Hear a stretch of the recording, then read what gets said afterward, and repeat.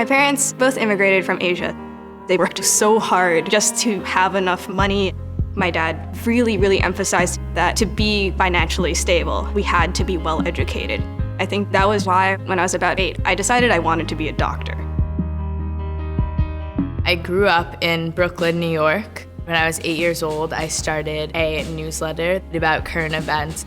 I liked how telling stories could make people connect. When I was in high school, I was a football player as well as a wrestler. I want to be a military officer.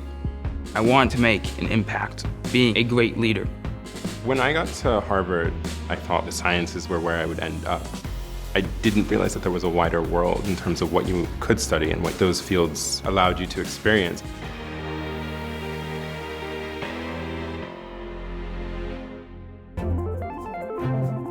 I saw this one course, English 192, Political Theater and the Structure of Drama. I had no idea what political theater meant, but I decided to take it anyway. This really transformative moment happened when we were talking about a play by Bertolt Brecht, The Good Person of Szechuan.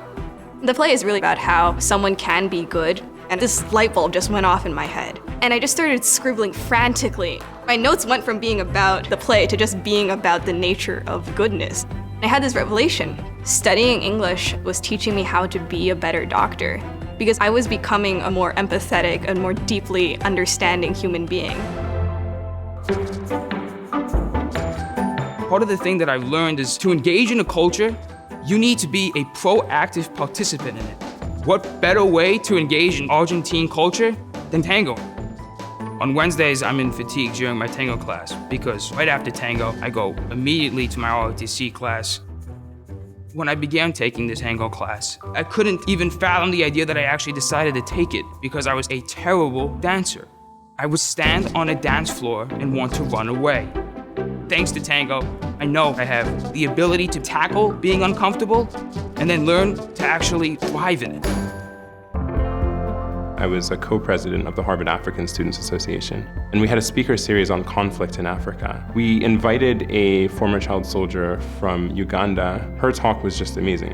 It was one of these moments where something goes off in your head, and over Thanksgiving break, I just wrote manically. The feedback I got on that made me think maybe I can write, maybe this is a longer project. That's what then became Beasts of No Nation. It was translated into 14 languages and then was made into a film that was seen by over 3 million people. Having professors that were so invested in your exploration of things that you wanted to know has influenced my life profoundly. I have always been interested in telling stories in a way that could affect social justice or political issues.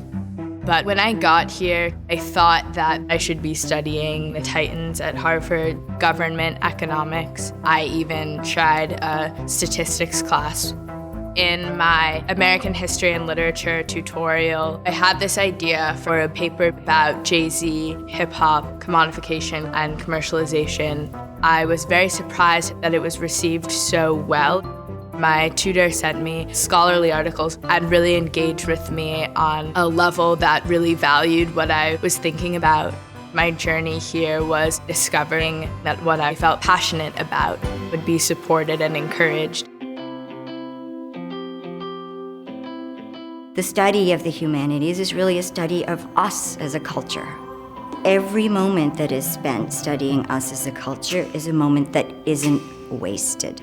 When we study these topics, we are escorted into completely new ways of thinking about everything in the world around us, every problem, every injustice, everything beautiful.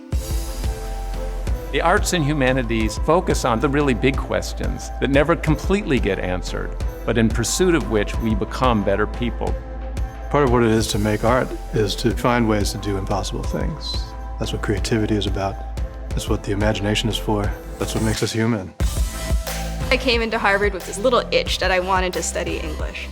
When we neglect those little itches we have, we can lose a lot of what actually makes us happy. There's so many different paths into whatever career you're gonna end up at. And that's something I didn't understand coming into Harvard.